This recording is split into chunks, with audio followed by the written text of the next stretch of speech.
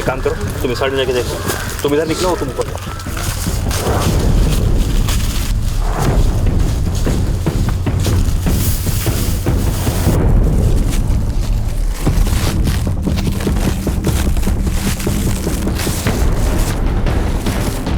Sir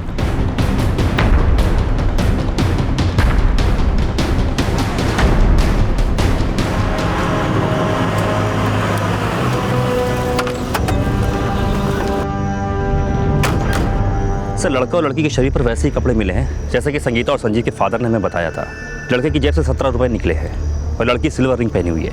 sir, murder में लूट का मोटिव नहीं लगता। मोटिव नफरत या रंजे से जुड़ा हो सकता है। कैप्टन रमन भाटिया को इन्फॉर्म किया? हाँ सर, जैसा कि आपने बोला था, शिनाख्त के लिए बुलवा लिया है।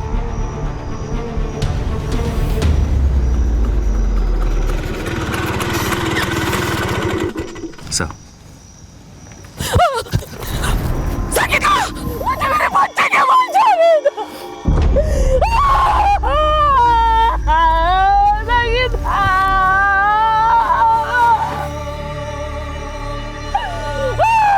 Captain Raman, are you sure ये संगीता और संजीव ही हैं?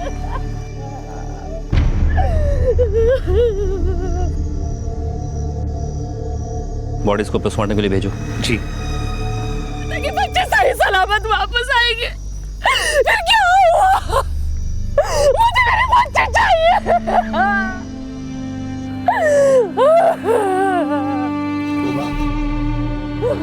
उमा, उमा, उमा, उमा, उमा।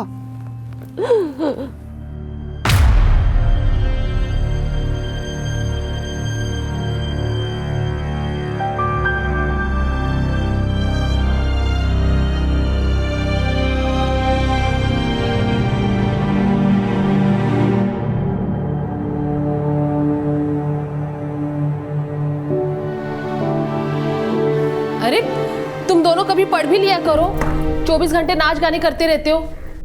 अरे तुम दोनों सुन ही नहीं रहे हो।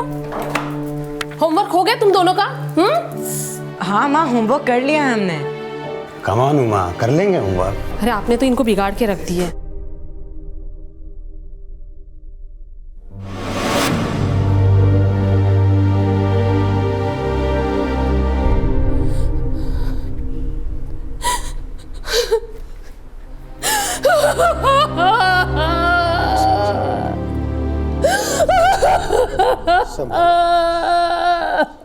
एक जख्म लेफ्ट टेम्पोरल एरिया पे horizontally 1 into 1/4 inches bone deep superficially cut on wound. एक जख्म लेफ्ट मेस्टोइड एरिया पे obliquely 11/2 into 1/4 inch bone deep. जख्म इतना गहरा था कि बोन तक को काट दिया, करीब 1 इंच गहरा, जिससे ब्रेन मटेरियल बाहर आ गया। एक जख्म राइट फ्रंटल फोरहेड पे obliquely 1 into 2/10 inch scalp deep. एक जख्म गर्दन की लेफ्ट साइड पे 3 into 2/10 इंचेस। एक जख्म राइट साइड अपर चेस्ट पे 2 inches below the middle and right clavicle placed horizontally 1 into 1/4 inches muscle deep. बस डॉक्टर, ये बताइए कुल कितने जख्म है बॉडी पे? पूरे 25 जख्म हैं, ज़्यादातर सीने, कंधे और हाथों पे हैं। कुछ जख्म तो 9 इंच से भी ज़्यादा गहरे हैं। Very brutally murder. और संगीता, उसकी क्या रिपोर्ट है? संगीता के ऊपर 6 बार वार किया गया है। ज़्यादातर वार सीने और गर्दन पे हैं। दोनों की डेथ 54 घंटे पहले हो चुकी है। इसका मतलब है कि 26 की रात को ही मार दिया गया था? जी, रात को करीब 9:30 बजे। दोनों पे किसी धारदार हथियार से वार किया गया है, जैसे तलवार या कृपाण। हाँ, एक बात और, संगीता की बॉडी पे अंडरगारमेंट्स नहीं थे। You mean rape? I am not sure. Body काफ़ी डिकम्पोज हो चुकी थी, इसलिए फ़िलहाल कुछ कह पाना मुश्किल है। हमने उसके कपड़े, हेयर और अर्थ सैंपल फॉरेंसिक के लिए ले लिए हैं। इंसान नहीं, हैवान होंगे जिन्होंने इतनी बेरहमी से उन दोनों को मारा है। सर, कैप्टन रमन भाटिया की कंप्लेन में जिन 4 सेलर्स को स्मगलिंग के मामले में सस्पेंड किया गया था, जिनमें योगेंद्र सिन्हा, सत्यदेव दुबे, जयदीप मल्हार और टॉमी फर्नांडिस, सर इन चारों की मैंने 6 अगस्त की सारी एक्टिविटीज़ पता की। फिलहाल इनके खिलाफ कोई सबूत नहीं मिला। और सर, कर्नल खत्री के बेटे आशीष खत्री के खिलाफ भी कोई सबूत नहीं मिला। But I have a strong feeling कि संगीता और संजीव के मर्डर में उस हरभजन सोढी और विनोद सिंह का हाथ है। हाँ, ये हो सकता है कि उन दोनों का उन चारों सेलर से कोई कनेक्शन हो, लेकिन जब तक हरभजन सोडी और विनोद सिंह हमारे हाथ नहीं लगेंगे, इस केस की कोई लीड हमारे हाथ नहीं लगेगी। प्रकाश सर, देश के सभी अखबारों में उन दोनों की फोटो छपवाओ और रिवॉर्ड रख दो कि जो कोई भी उनके बारे में इंफॉर्मेशन देगा उसे 5,000 रुपये इनाम दिया जाएगा। Okay sir.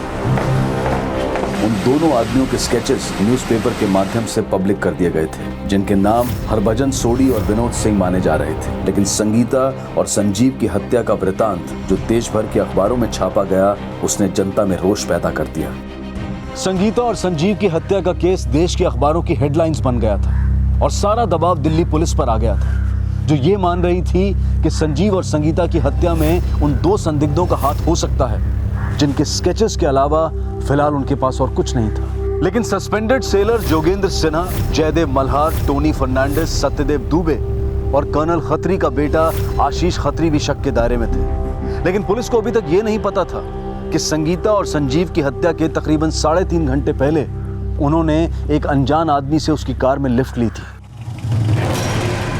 अंकल, हमें प्रसारण भारती जाना है, आप हमें लिफ्ट दे सकते हैं? मैं तुम्हें आनंद प्रभात तक छोड़ सकता हूँ। आखिर कौन था वो आदमी और उस आदमी की इस डबल मर्डर केस में क्या भूमिका थी?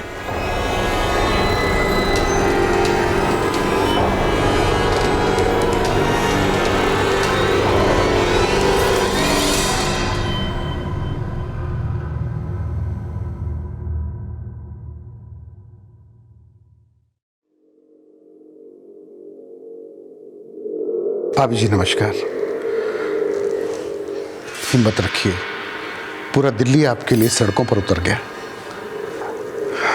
रमन, मुझे पता है तुम मेरे बेटे पे शक कर रहे थे, लेकिन अब तो तुम्हें पता चल गया होगा ना कि पुलिस उन दो लड़कों को ढूंढ रही है, संजीव और संगीता के मर्डर के लिए।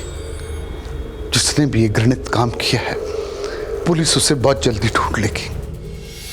प्रकाश, मिनिस्ट्री का बहुत प्रेशर है, हमें जल्द से जल्द उन दोनों को ढूंढना होगा।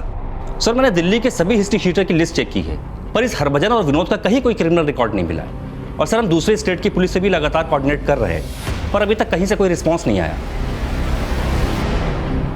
इस मुद्दे ने ऐसी आग पकड़ी कि उस वक्त की केंद्र सरकार को पार्लियामेंट में घेरा जाने लगा और झंडेवाला पुलिस स्टेशन के एसआई और एक कांस्टेबल को सस्पेंड कर दिया गया, क्योंकि उन्होंने कुलजीत की रिपोर्ट पर 1 घंटे तक कोई एक्शन नहीं लिया था।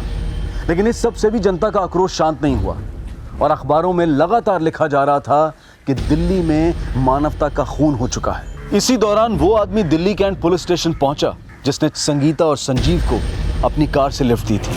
सर, मैं डॉक्टर चड्ढा, इन दोनों बच्चों को मैंने अपनी गाड़ी से लिफ्ट दी थी। अंकल, हमें प्रसारण भारती जाना है, आप हमें लिफ्ट दे सकते हैं? मैं तुम्हें आनंद प्रभात तक छोड़ सकता हूँ। चलो दीदी। और फिर मैंने उन्हें आनंद प्रभात के पास ड्रॉप कर दिया। Thank you uncle. Thank you uncle. बहुत ही हंसमुख बच्चे थे सर। मैंने देखा कि इनका मर्डर हो गया है तो पहले तो मुझे यकीन ही नहीं हुआ।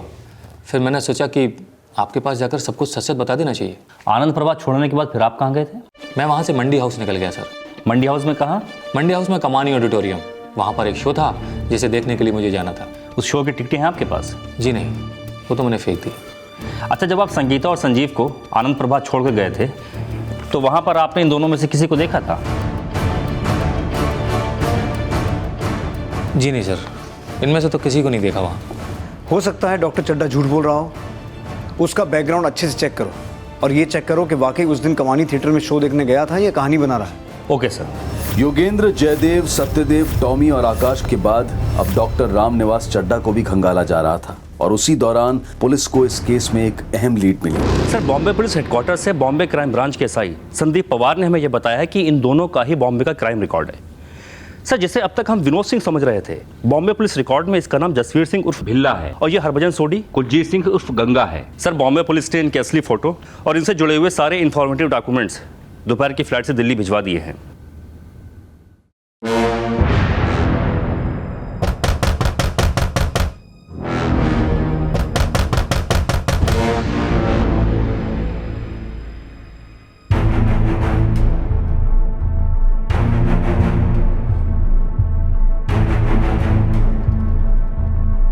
सर, ये भिल्ला बॉम्बे में तो और भी लोगों के मर्डर का प्राइम सस्पेक्ट है और इसके नाम कार चोरी के भी काफ़ी केसेस दर्ज है। और सर ये गंगा बॉम्बे में चोरी का सामान बेचा करता था और टैक्सी भी चलाता था, जिसमें से ये गैर कानूनी तरीके से शराब इधर से उधर पहुंचाया करता था। बाद में गंगा ने भिल्ला से हाथ मिला लिया और इन दोनों ने मिल करके बच्चों को किडनैप किया। सर बॉम्बे पुलिस इन दोनों को काफ़ी टाइम से ढूंढ रही है।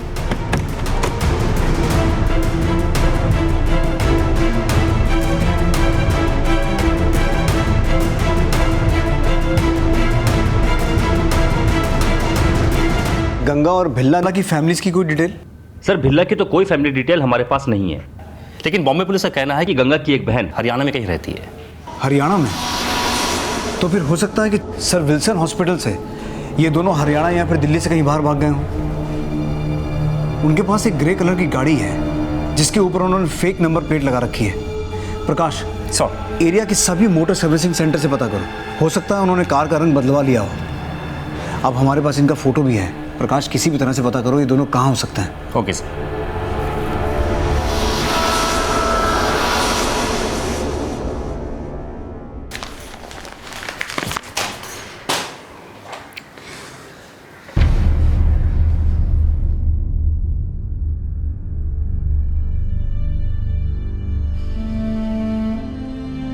हुमा, हुमा,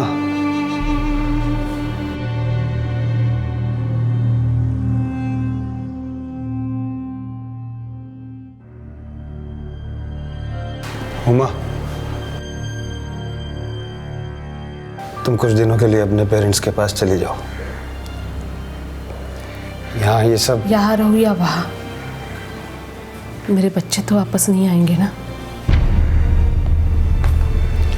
काश मैं इन्हें वापस ला सकता।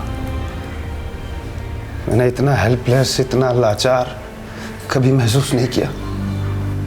मैं जानती हूँ आप भी संजू और संगीता के बिना रह नहीं सकते, फिर हम जिंदा क्यों हैं?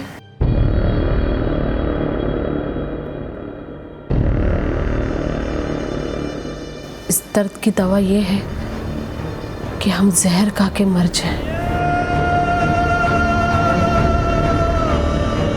ये सच है कि बच्चे हमारी दुनिया होते हैं और उनके बिना हम अपनी जिंदगी की कल्पना भी नहीं कर सकते।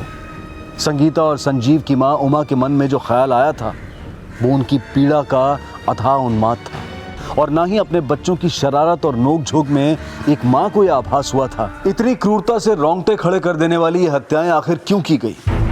क्या ये किसी रंजिश से जुड़ा हुआ मामला था? क्या इन हत्याओं के पीछे उन दो संदिग्धों का हाथ था जिनकी पहचान अब गंगा और भिल्ला के नाम से कर ली गई थी? और इस बीच पुलिस को एक और चौंका देने वाली सूचना मिली। हेलो हेलो हेलो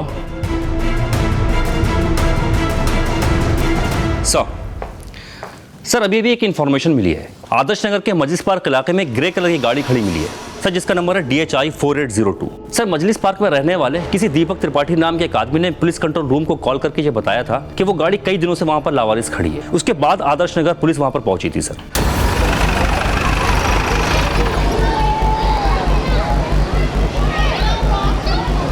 सर ये फोटो मैंने करोल बाग के एसआई सुशील पाठक को भी दिखाया है। सर ये वही गाड़ी है जिसे हरभजन सोडी किसी सेठ मंगतराम की गाड़ी बता रहा है।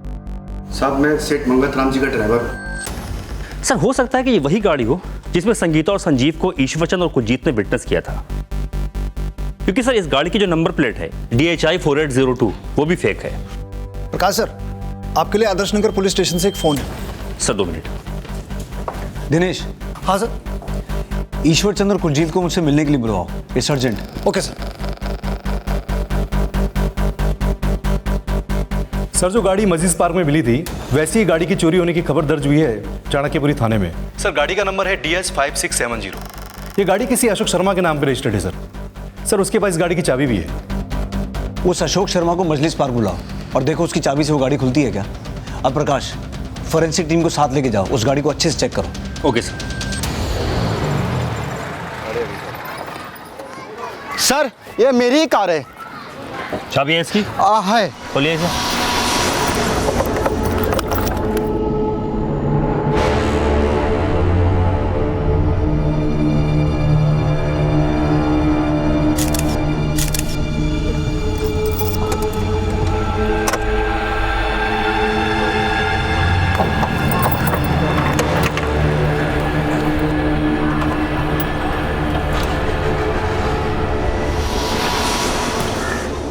इस कार को चोरी किया गया था और ईश्वर चंद और कुलजीत ने इस बात को कंफर्म किया है कि उन्होंने इसी कार में संगीता और संजीव को देखा था। उस वक्त इस कार का नंबर था HRK 3930, जो कि एक फेक नंबर था। एसआई सुशील पाठक ने हरभजन उर्फ गंगा और विनोद सिंह उर्फ भिल्ला को इसी कार में देखा था और उस वक्त इस कार का नंबर था DHK 984। इसका मतलब ये हुआ कि वो लगातार इस कार का नंबर बदल रहे थे और इस कार के अंदर से हमें जो ब्लड स्पॉट्स मिले हैं उससे ये बात साफ होती है कि इसी कार में संगीता और संजीव को अगवा किया गया था। लेकिन संगीता और संजीव का मर्डर क्यों और किस इरादे से किया गया? जब तक इस कार की फोरेंसिक रिपोर्ट आती है तब तक मजलिस पार्क इलाके में दोबारा एक बार अच्छे से पूछताछ करो। इन दोनों में से किसी को देखा है? साहब मैंने इसको तो नहीं, लेकिन इसको इस कार में देखा है और मुझसे किसी अनवर के बारे में पूछा था, गली नंबर 2 के पास। साहब मुझे किसी अनवर के बारे में पता नहीं था, इसलिए मैं उसको मना करके वहां से चला गया।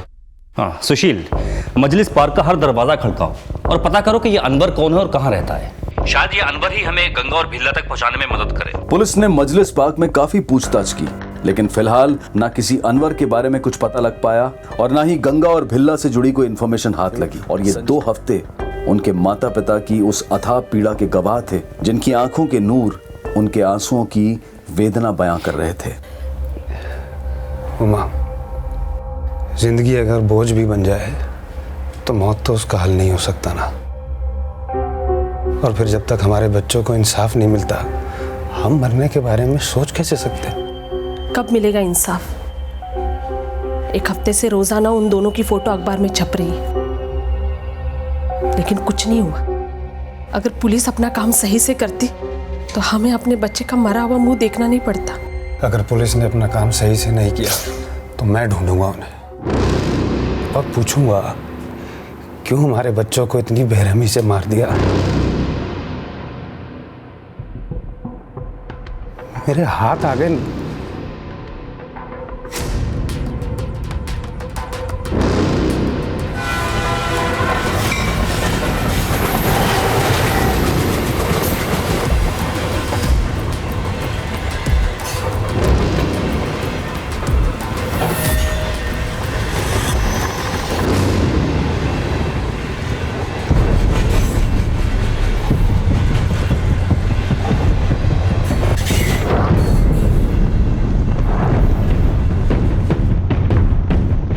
हाँ भाई, अंदर क्यों आ रहे हो? मिलिट्री कोच है, चलो उतरो। हम भी मिलिट्री वाले हैं। आई कार्ड दिखाओ। अब ओए, ये फुसुर क्या कर रहे हो? कार्ड हो गया है।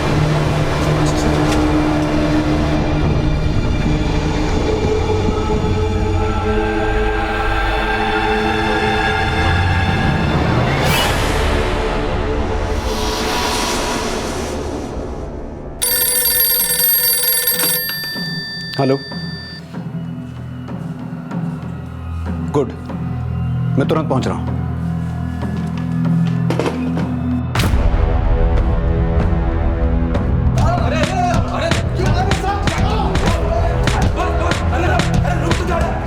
सर गंगा और भिल्ला आगरा में आर्मी कोच में चढ़ गए। वहाँ आर्मी वालों ने उन्हें पकड़कर नई दिल्ली रेलवे पुलिस को सौंप दिया और वो उन्हें यहाँ ले आए। आइए सर, ये सब उनके पास से मिला है। सर भिल्ला की जेब में ये 32 बोर का कारतूस मिला है। एक बैग था उनके पास, जिसमें ये खून के धब्बे वाले कपड़े मिले हैं। उसकी जेब में सर ये चाबियों का गुच्छा था और आगरा के होटल विजय की ये स्लिप। और सर गंगा के पास से एक कृपाण मिला है। एक बात हो सर, भिल्ला के माथे पर जख्म का ठीक वैसा ही निशान है जैसा कि सर विल्सन हॉस्पिटल के डॉक्टर प्रकाश अय्यर ने हमें बताया था।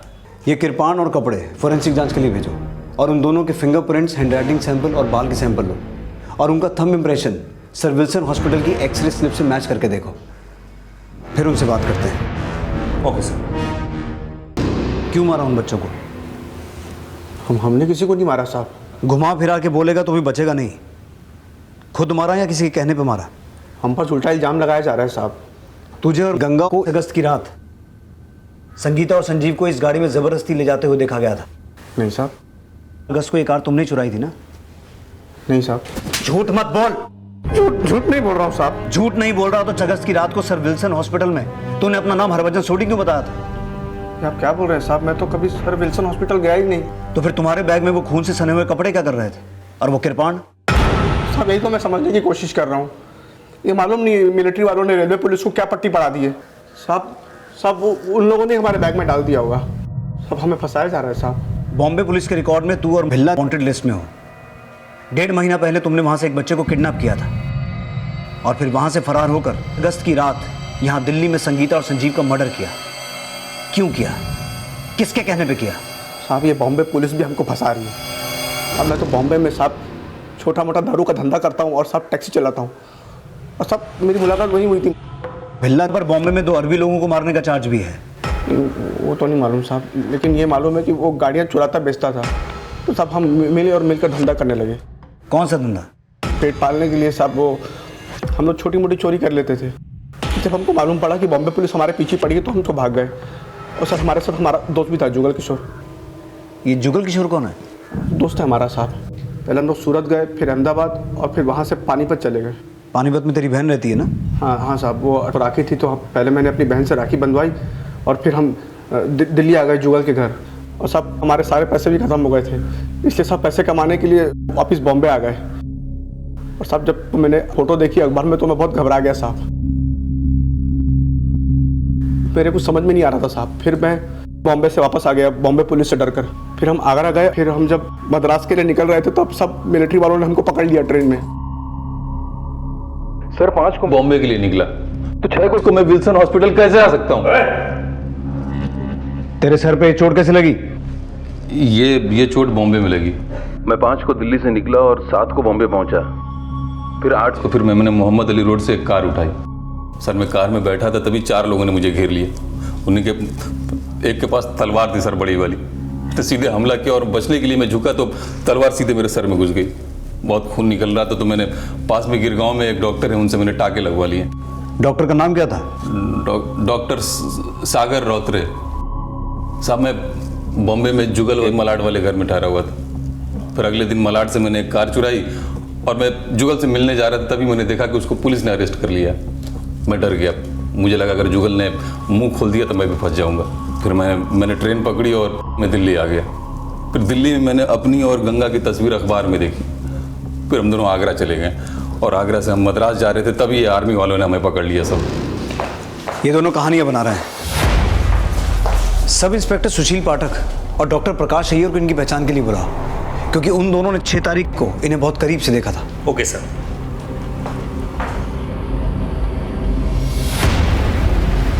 जब गंगा और भिल्ला की पहचान एसआई सुशील पाठक और डॉक्टर प्रकाश अय्यर से करवाई गई तो उन्होंने अपने बयान में यही कहा कि ये दोनों वही थे जो 6 अगस्त 1978 की शाम को हॉस्पिटल में आए थे और उन्होंने अपना नाम हरभजन सोडी और विनोद सिंह बताया था।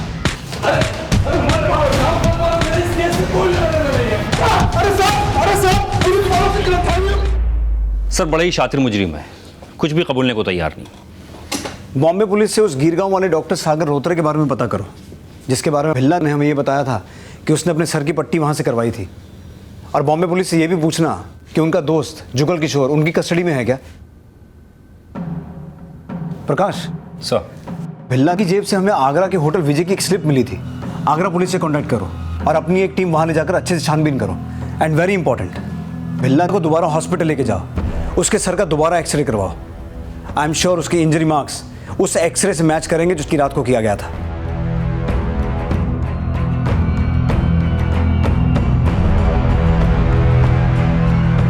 सर ग्रे कार में हमें जो फिंगरप्रिंट्स मिले थे वो भिल्ला और गंगा के फिंगरप्रिंट से मैच करते हैं।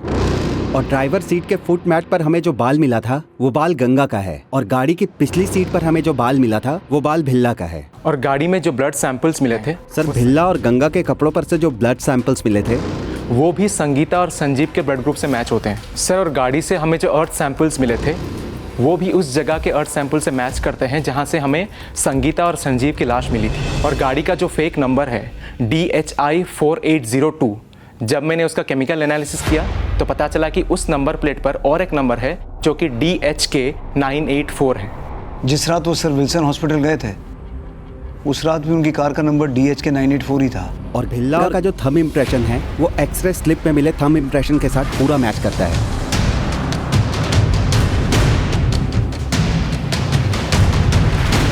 ये स्लिप आपने होटल की है? जी। ये दोनों यहाँ रुके हुए थे? हाँ सर। किस रूम में? Room number 23।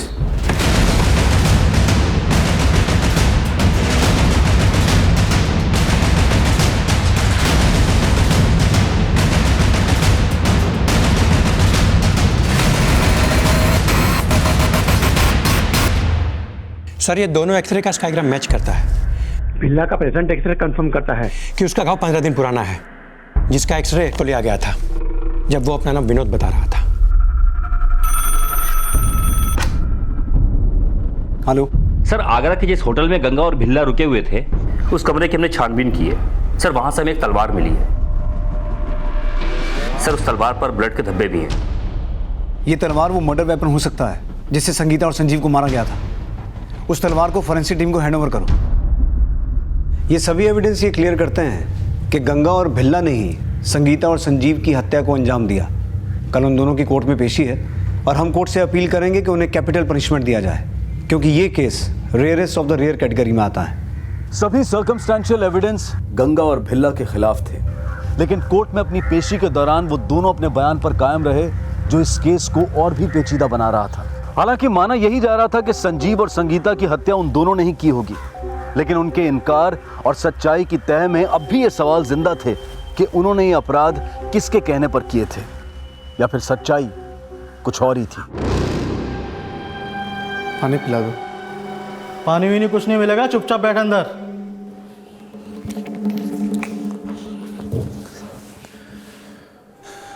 ये क्या तरीका, पानी पीने के लिए मांग रहे, पानी तो दे सकते हो।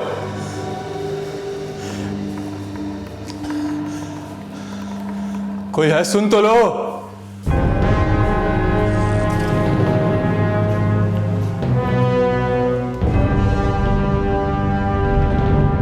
पानी। सर 4 अगस्त को इन लोगों ने मेरा घर किराए पे लिया था। 2 दिन घर पे थे। 6 अगस्त को पूरा दिन घर पे ताला लगा था और 6 अगस्त को पूरा दिन ये दोनों घर से बाहर थे। और 7 तारीख को मैंने सुबह देखा कि इस आदमी के सर पे चोट लगी थी। मैंने पूछा ये चोट कैसे लगी, तो बोला गिर गया था। और फिर 1 तारीख को बिना बताए ये दोनों घर से भाग गए, जबकि सर इन दोनों ने 2 महीने का किराया एडवांस में दिया था। सर क्यों ना इन प्रूफ के साथ गंगा को दोबारा कन्फ्रंट करें। इस बार वो कोई नई कहानी नहीं बना पाएंगे। कोई फायदा नहीं है। गंगा भिल्ला का से ज़्यादा शातिर है, इतनी आसानी से टूटने वाला नहीं है। पहले ही बॉम्बे में 2 मर्डर करके बैठा है। इनसे इनका गुनाह कबूल करवाने के लिए कोई दूसरा रास्ता अपनाना होगा।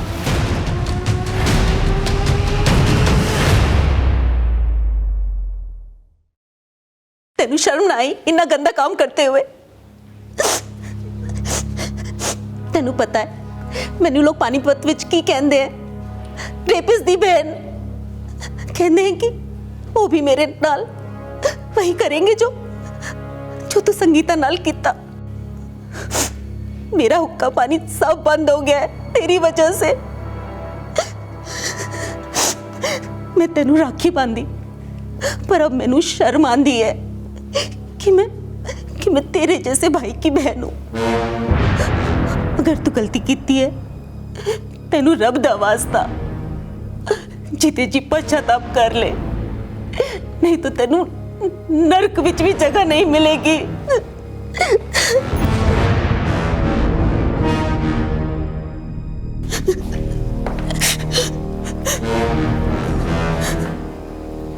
साहब आपने जो सबूत दिखलाए मैं उन्होंने झुटला दे नहीं सकती, पर एक बहन होने के नाते मैं दुआ करूंगी कि साडा भरा निर्दोष साबित हो।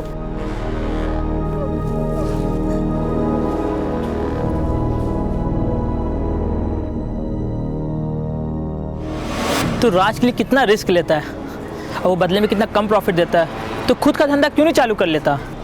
खुद का धंधा करने के लिए पैसे नहीं है मेरे पास, खुद की टैक्सी तक नहीं है मेरे पास। मैं कैसे बंदे को जानता हूँ जिसके पास खुद की टैक्सी है?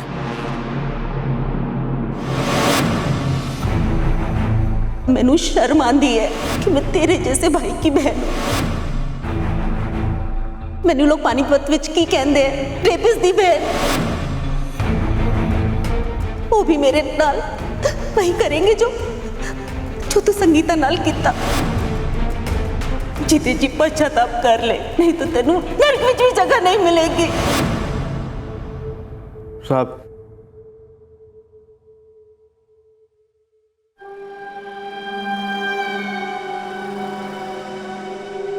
साहब मैं अपना गुनाह कबूल करना चाहता हूँ।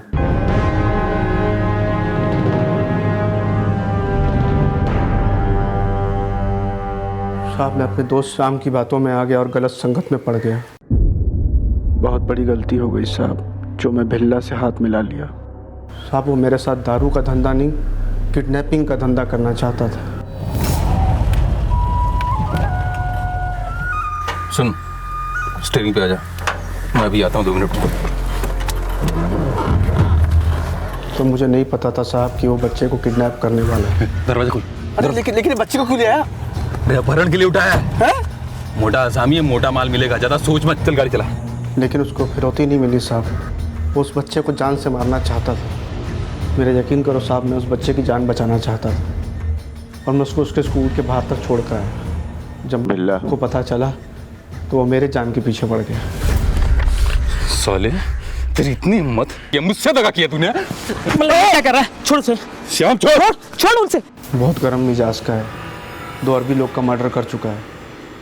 मैं तीसरा होता साहब अगर श्याम ने मुझे बचाया नहीं होता, लेकिन मैंने भी उसको बोल दिया साहब, देख बिल्ला, मैंने तेरे से हाथ इसलिए नहीं मिलाया कि मर्डर करूंगा, लफड़ा बढ़ जाता है मर्डर करने से, और अगर दोबारा तूने मुझ पर हाथ उठाया ना तो पुलिस को बता दूंगा कि उन 2 अरबियों का मर्डर तूने किया था, बता दूंगा मैं। ये सुनकर बिल्ला डर गया और बोला कि अब चोरी करके ऐश करेंगे, लेकिन बॉम्बे पुलिस को मालूम पड़ गया था कि बच्चे हमने उठाए थे और हमारा ठिकाना पता करने के लिए उन लोगों ने श्याम को उठा लिया। बिल्ला डर गया कि श्याम पुलिस को बता देगा कि उन 2 अरबियों का मर्डर भी उसने किया था, इसलिए हम अपने दोस्त जुगल की मदद से दिल्ली भाग आए। दिल्ली कब पहुंचे तुम लोग? अगस्त। हमारा प्लान था कि पहले हम कार चुराएंगे और फिर लूटेंगे। हम फतेहपुरी की एक लॉज में रुक गए। को करोल बाग से हमने कुछ नंबर प्लेट्स खरीदी और 40 नंबर लिखवाए। फिर हमने तलवार खरीदी, कृपान खरीदा और फिर उसमें धार लगवाई, और राखी थी तो मैं पानीपत चला गया। अपने बहन से राखी बंधवाई और उसी दिन वापस आ गया।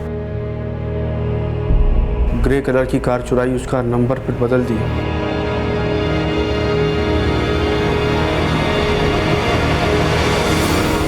फिर हमने सोचा कि किसी अमीर आदमी को किडनैप करते हैं। जुगल ने बोला कि मेरे मामा को किडनैप कर लो, बहुत अमीर है। प्लान फेल हो गया साहब, और इस बात के लिए बिल्ला जुगल की जान के पीछे पड़ गया। जुगल अपनी जान बचाने के लिए बॉम्बे भाग गया, और फिर हमें लगा कि अब फतेहपुरी की लॉज भी रुकना खतरे से खाली नहीं होगा, कहीं जुगल अपना मुंह ना खोल दे बॉम्बे पुलिस के सामने। इसलिए सब सोहन लाल के घर किराए पर आ गए। तो हम अपनी ग्रे गाड़ी में टहल रहे थे, तब ये बच्चे हमको दिखे। सब वो बच्चे हमसे लिफ्ट मांग रहे थे। Uncle, can you please drop us to Prasaran Bharti?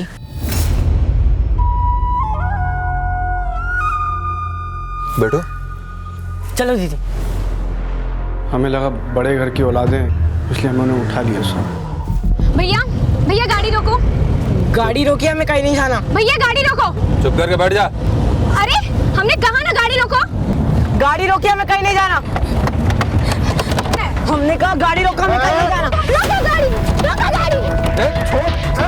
गाड़ी रोकिए। चुस्त बच्चे थे साहब, गुस्से में मुझसे भी कृपान चल गई। तभी लड़के ने बड़ी चुस्ती से गाड़ी को न्यूट्रल में डाल दी। गाड़ी रोकिए, गाड़ी रोकिए, हमें कहीं नहीं जाना। तभी एक आदमी हमारी तरफ आने लगा, हमने गियर चढ़ाकर एक्सीलेटर दबा दिया। साहब हम बुद्धा पार्क की तरफ जाने लगे तो एक सरदार जी ने हमें देख लिया और पीछा करने लगा।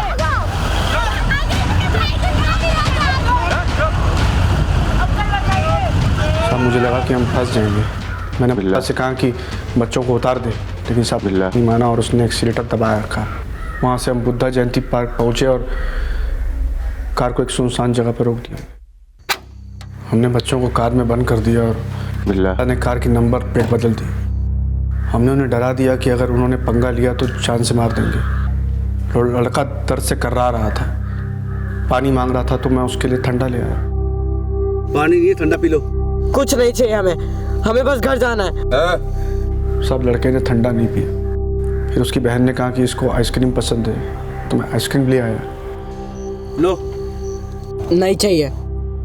अपनी बहन के कहने पर वो आइसक्रीम खाने लगा। फिर ने उनसे बात की। कहाँ रहता है? तेरे पापा क्या करते हैं? नेवी ऑफिसर है। उन्हें पता लगा ना तो छोड़ेंगे नहीं तुम्हें। साहब, जब उन बच्चों ने बताया कि उनके फादर नेवी में है तो हम डर गए। मैंने से मराठी में कहा कि इनको छोड़ दे, बुरे फंसेंगे, कि नेवी वालों की बहुत पहुंच होती है। लेकिन साहब के दिमाग में कुछ और ही चल रहा था। वो बच्चे रहम की भीख मांग रहे थे।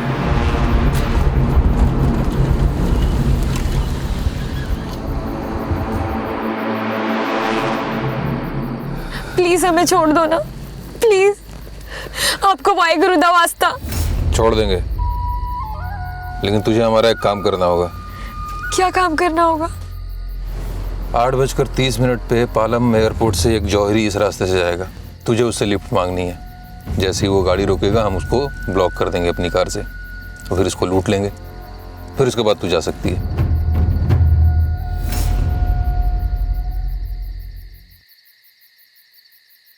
टाइम हो गया जौहरी का आने का। बाहर निकल के खड़ी हो जाओ।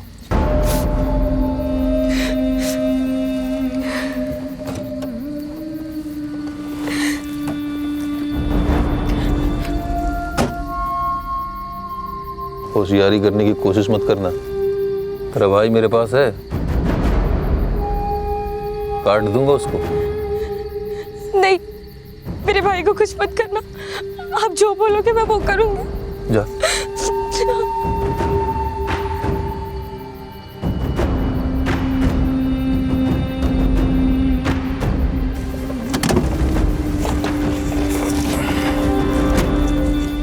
सुन, गाड़ी से तलवार निकालकर झाड़ियों में छिप जा। जा।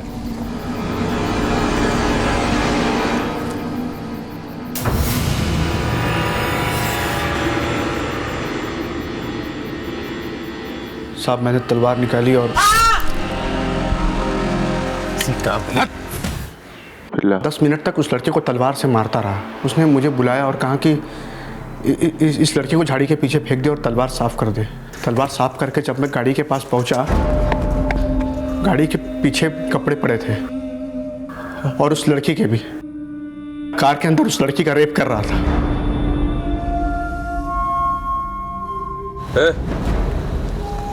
उधर क्या देख रहा है? जा, तू भी रगड़ ले। नहीं, जितना कह रहा हूं उतना कर। चल। बच्ची है, वैसे ही मेरे कमर में बहुत दर्द है। कमर में दर्द है? हाँ। ठीक है, मैं तुझे सीट बाहर निकाल के देता हूँ। साहब, मैं बहुत डरा हुआ था, तो साहब उसके कहने पर मैंने भी किया। साहब, वो एकदम जानवर है। मेरे करने के बाद उसने फिर से उस लड़की का। और उसके बाद तुम हिल्ला को लेकर सर विल्सन हॉस्पिटल गया, उसके टांके लगवाए, पुलिस को झूठी कहानी सुनाई और रात को 1:45 बजे थाने से निकल गए। उसके बाद क्या हुआ? साहब, 7 तारीख को हमें याद आया कि गीता के अंदर के कपड़े कार की डैशबोर्ड में। साहब, हमने वो कपड़े नाले में फेंके और कार की नंबर प्लेट बदली और फिर हम अपने किराए वाले घर में आ गए, जहाँ सबका ध्यान की चोट पे जा रहा था। सोचा कि जब तक मामला ठंडा नहीं पड़ता वो मुंबई रहेगा, और मैं दिल्ली में ही अपना ठिकाना बदलता रहा। साहब, मैंने हमारी फ़ोटो देखी अखबार में और फिर मजलिस पार्क की गली नंबर 10 में मैंने गाड़ी छोड़ दी। साहब,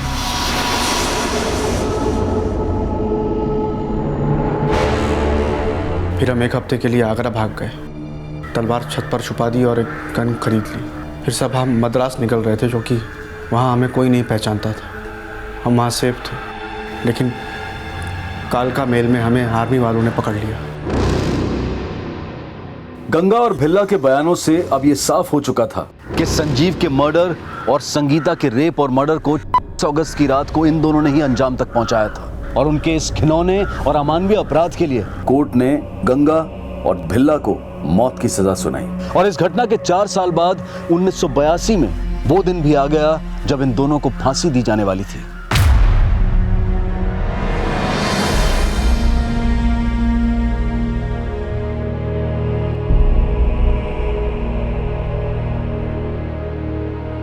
गंगा और भिल्ला को दी गई सजा उनका अंत बन गई। लेकिन इस घटना के तकरीबन 36 साल बाद भी गंगा और भिल्ला जैसे लोगों की क्रूर मानसिकता का अंत नहीं हो पाया है। और वास्तविकता यही है कि जब तक इंसान के अंदर का वहशीपन जिंदा रहेगा, मासूमियत रोज घायल होती रहेगी। जरूरत है इस वहशीपन को खत्म करने की। देखते हैं हमारे आज के एपिसोड की दूसरी कहानी। मेरी वाइफ शांत होकर बताइए क्या हुआ है, क्या बात है? सर मेरी वाइफ को 4 गुंडों ने किडनैप कर लिया सर।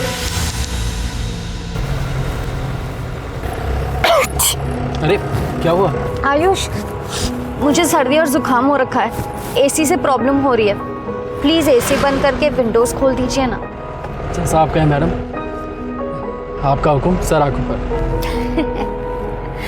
अच्छा, जब तक मैं ठीक ना हो जाऊं ना, मेरे करीब आने की कोशिश मत करना। हो सकता है मेरी बीमारी तुम्हें लग जाए। अब मैडम, जो कुछ तुम्हारा है वो सब मेरा है। तो दूर जाने की बात तो तुम भूल ही जाओ, और ज़्यादा दूर जाने की बात की ना तो मैं अभी तुम्हारे करीब आ जाऊंगा। आके दिखाऊं? हाँ आयुष, अरे क्या हुआ? तुम भी ना, रास्ता है, लोग है, कोई देख लेगा तो। सारा मजा इसे दे दे क्या? थोड़ा हमें भी दे दो। अबे साले, मेरी बीवी है, तमीज से बात कर। ए गाली दे रहा है, गाली दे रहा है, रुक ना गाड़ी। आप बता मुझे, तेरी तो दिखा दो तुझे और तेरे छमिया को। हाँ देखता हूँ क्या बताना तू। आयुष, वो गुंडे हैं, आप नहीं। उतरना मत आयुष। अरे इनको बताता हूँ मैं अभी। आयुष,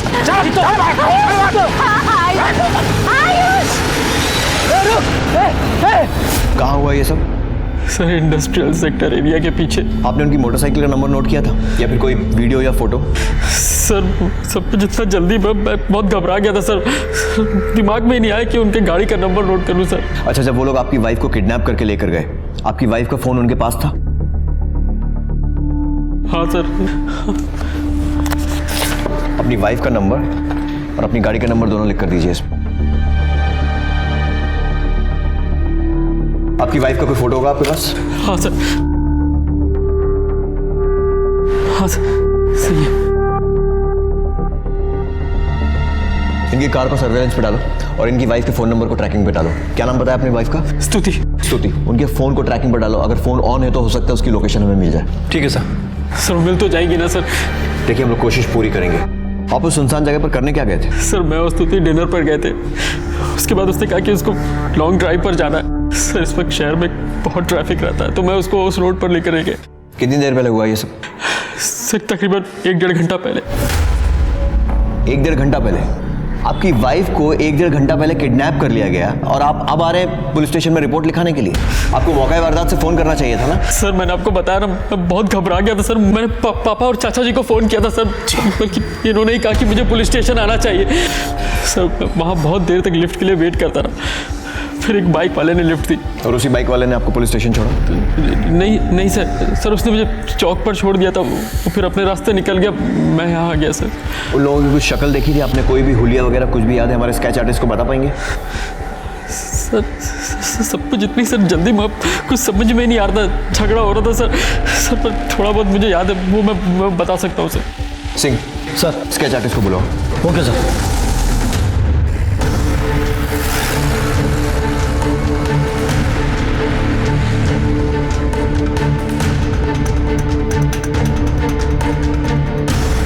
तुम लोग वहीं रुको, हम लोग पहुंच रहे हैं। Okay sir. पेट्रोलिंग टीम को इनकी गाड़ी कानपुर उन्नाव के पास जो कच्ची सड़क है वहां मिली है। सर मैं भी आपके साथ चलूंगा सर। सर मुझे स्तुति का बहुत टेंशन हो रहा है, प्लीज सर। चलो।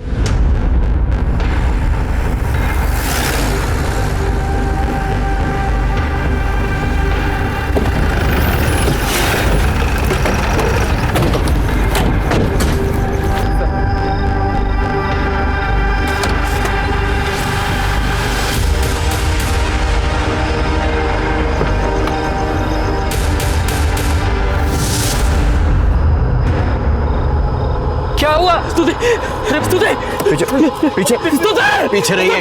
क्या हो गया तुम्हें? कुछ मत छूइए, पीछे रहिए।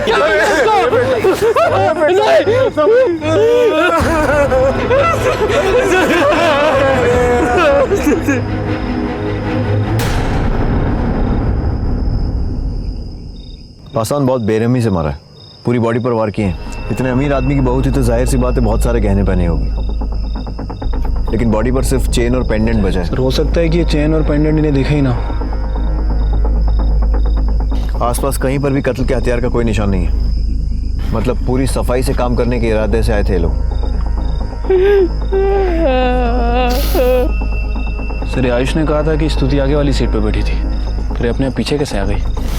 उन लोगों ने पीछे खींचा होगा, लेकिन उसके हाथ की उंगली काटने का क्या मकसद हो सकता है? सर हो सकता है कि अंगूठे निकालने की कोशिश की गई, लेकिन नहीं निकली हो तो उंगली काट दी हो। मतलब ये सब लूटपाट के इरादे से हुआ। तो फिर सबसे कीमती चीज़ ये गाड़ी क्यों छोड़ गए दोनों? सर हो सकता है कत्ल करने के इरादे से ना आया हो, लेकिन कत्ल हो गया और फिर एक घबराहट में गाड़ी छोड़ के चले गए। पसंद मुझे नहीं लगता कि ये सिर्फ लूटपाट का मामला है, कुछ तो। खैर, बॉडी को पोस्टमार्टम के लिए भेजो और आसपास इस रोड पे जहाँ भी जो भी सीसीटीवी फुटेज मिले सब अरेंज करो। ठीक है सर। हमारी पूरी टीम अपराधियों को पकड़ने में लग गई। शहर में चारों तरफ नाकाबंदी करवा दी है। मुझे पूरी उम्मीद है कि हम लोग उनको जल्दी पकड़ लेंगे। पोस्टमार्टम और कुछ और फॉर्मेलिटीज़ के बाद बॉडी आप ले जा सकते हैं। आयुष, मुझे मालूम है तुम्हारे लिए मुश्किल होगा, पर उन अपराधियों के अधूरे स्केच अगर तुम पूरे करवा सको तो उन्हें पकड़ने में बहुत मदद मिलेगी। आपको अभी भी स्केच की पड़ी है। My wife is dead. कल देर रात कुछ लुटेरों ने इस शहर के सबसे बड़े स्टील किंग प्रियोम साहनी की बहू स्तुति साहनी की हत्या कर दी है। जिस वक्त ये हादसा हुआ उस वक्त स्तुति के पति आयुष साहनी भी उनके साथ थे। सर कुछ बताइए ना, अचानक से ये सब कैसे हुआ? सर ये दुश्मनी का एंगल है सर। क्या आप इसे पुलिस प्रशासन की नाकामी भी मानेंगे? मैं पुलिस वालों के आगे हाथ जोड़ता हूँ कि वो गुनहगारों को पकड़ के सजा दे पाए। जब तक उन्हें सजा नहीं मिलेगी तब तक उसे शांति नहीं मिलेगी। साइड होइए ना प्लीज। प्रियोम साहनी की बहू स्तुति साहनी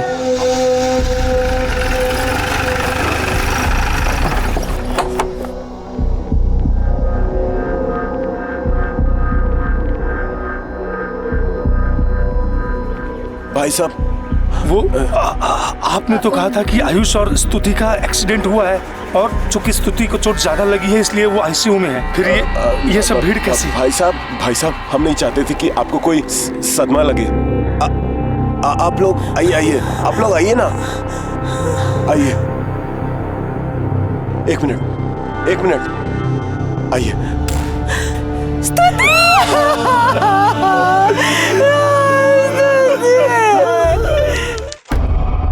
सर हाँ साहब, स्तुति की पोस्टमार्टम रिपोर्ट। सर रिपोर्ट के हिसाब से उसकी बॉडी पर 14 बार चाकू से वार किया गया और सर चाकू की इंटेंसिटी को देखकर लगता है कि पूरी ताकत से मारा गया और सर उसके बाएं हाथ की रिंग फिंगर को भी काटा गया। बॉडी पे सभी जगह चोट के निशान है। किसी तरह की जबरदस्ती या रेप का कोई निशान? नहीं सर, ऐसा तो कुछ भी नहीं। पासवान, जितनी बेरहमी से इसे मारा गया है और ये चाकू के घाव, लगता है ये लोग इसे मारने के इरादे से ही आए थे, क्योंकि लूटपाट के लिए कोई इतनी बेरहमी से खून नहीं करेगा और उसकी बॉडी पर किसी तरह की जबरदस्ती का भी कोई निशान नहीं है। जबकि आयुष का कहना है कि ये झगड़ा श्रुति को छेड़ने को लेकर शुरू हुआ और अगर लूटपाट का भी मामला है तो सबसे कीमती चीज़ इनकी कार ऐसे ही छोड़ के चले गए वो लोग। सर ऐसा भी तो हो सकता है कि स्तुति की फैमिली की किसी से कोई पुरानी दुश्मनी हो, दुश्मनी का बदला लेने के लिए स्तुति का मर्डर किया गया।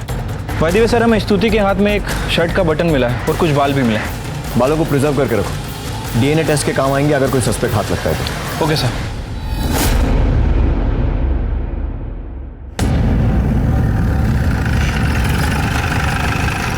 कानपुर में हमारा स्टील का बहुत बड़ा कारोबार है।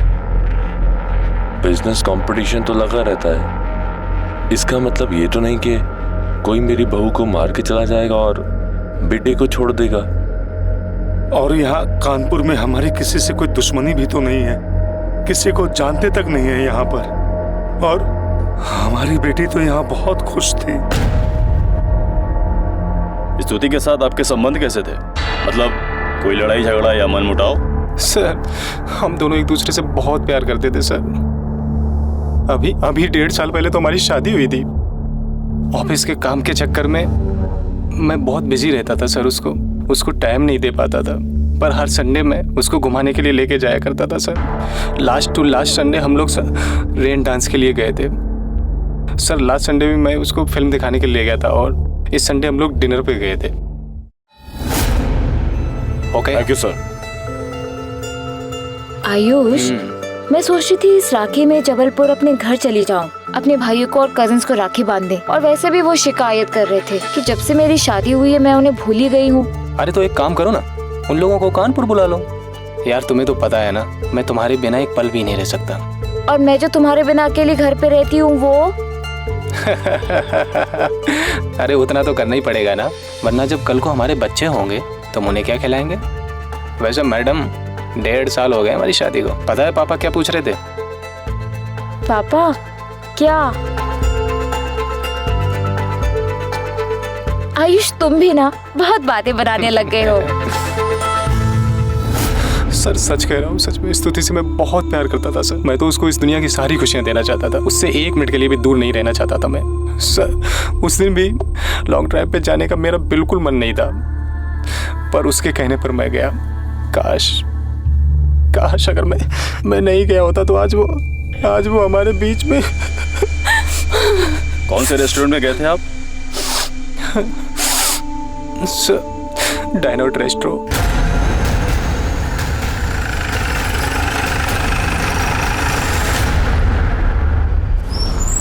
Yes sir. 14 जुलाई की रात का सीसीटीवी फुटेज देखना है हमें। Okay sir. इसके अलावा और कहीं सीसीटीवी लगा है रेस्टोरेंट में? रेस्टोरेंट के एंट्रेंस पे है। दिखाइए वो फुटेज। Yes sir. ये अपनी बीवी को अकेला छोड़कर कहाँ जा रहा है? आसान सर, आसपास की सारी दुकानों में पता करते हैं, जहाँ जहाँ पर सीसीटीवी लगा है उसका फुटेज देखते हैं, पता करते हैं ये यहाँ से निकल कर गया कहाँ था। आप अपनी पत्नी को रेस्टोरेंट में अकेला छोड़कर कहाँ गए थे? सर मुझे वहाँ थोड़ी घबराहट सी हो रही थी, इसलिए बाहर टहले गया था। बड़ी जल्दी खत्म हो गई आपकी घबराहट, क्योंकि आप रेस्टोरेंट से निकल कर उसके बाजू वाली दुकान से तो निकले, लेकिन 3-4 दुकान आगे भी नहीं पहुंचे, बल्कि उन्हीं 2 दुकानों के बीच में कहीं पर रुक गए थे। क्या कर रहे थे आप? सर मुझे बिजनेस से रिलेटेड कुछ ज़रूरी कॉल्स आ गए थे, तो उनसे बात करने के चक्कर में वहीं रुक गया था। और कपड़े वो कहाँ पर बदले? क्योंकि रेस्टोरेंट में तो आप शर्ट में थे, और जब पुलिस स्टेशन आए थे तो टी-शर्ट में थे। सर उस दिन झगड़े में मारपीट में मेरी शर्ट फट गई थी, सारे बटन टूट गए थे, इसलिए जब पापा को फ़ोन किया तो मैंने उनसे कहा था कि मेरे लिए कोई कपड़ा लेते आए। मारपीट? लेकिन उस रात जब आप पुलिस स्टेशन आए थे तो आपके बदन पर खरोच तक नहीं थे, पर आपकी घबराहट बड़ी अजीब है, और कुछ याद नहीं रहा, सिर्फ कपड़े मंगाना याद रहा। सर आप कहना क्या चाह रहे हैं? मैं झूठ कह रहा हूँ? मैं सिर्फ कुछ पता लगाने की कोशिश कर रहा हूँ। मुझे वो शर्ट चाहिए जो आपकी मारपीट में फट गई थी। इसलिए लोग पुलिस वालों पर भरोसा नहीं करते। अरे मेरी बीवी का खून हुआ, उसके कातिल को पकड़ने की बजाय आप मुझे को फंसा रहे हैं। पत्नी को बेइंतहा प्यार करने वाला पति जो हर घड़ी उसकी याद में रो रहा था, उसकी हर बात के अलग पहलू दिखाई दे रहे थे। पुलिस का शक गहराता जा रहा था। पुलिस का पहले से मानना था कि यह कत्ल सिर्फ लूट के इरादे से नहीं, बल्कि उससे भी बड़ी षड्यंत्र की बू लिए हुए है, और सीसीटीवी की फुटेज ने शक की इस गंध को और बढ़ा दिया। सवाल कई थे। आयुष स्तुति को छोड़कर कहां और क्यों गया? इस हादसे की खबर इतनी देर बाद क्यों दी गई? रेस्टोरेंट से पुलिस स्टेशन के बीच में आयुष के कपड़े कैसे बदले?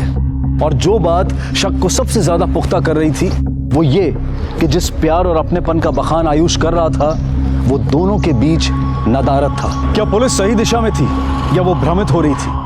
क्या ये केस सुलझने वाला था या फिर और भी ज्यादा उलझने वाला था? आयुष जी आपको क्या लगता है, आपकी बीवी की कत्ल की वजह लूटपाट है या कुछ और? पुलिस रेस्टोरेंट का सीसीटीवी क्यों छान रही है? क्या उन्हें आप पे शक है कि कहीं आपने? ये क्या बकवास कर रहे हैं आप लोग? एक तरफ आप लोग हैं जिन्हें किसी के दुख से कोई लेना देना नहीं है, और दूसरी तरफ पुलिस जो जल्द से जल्द इस केस को खत्म करने के लिए मुझे को फंसा रही है।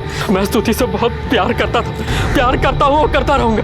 मेरी आप लोगों से रिक्वेस्ट है कि प्लीज मुझे परेशान मत कीजिए। One more question. Paswan sir, इसके कॉल रिकॉर्ड्स निकलवाओ तो। इसे पुलिस पे भरोसा दिलाना बहुत जरूरी है। ठीक है सर। केस बहुत हाई प्रोफाइल था। साहनी परिवार कानपुर शहर का जाना माना परिवार था, और ऊपर से पुलिस पर सीनियर्स का भी प्रेशर था, इसलिए पुलिस हर कदम फूंक फूंक कर रख रही थी।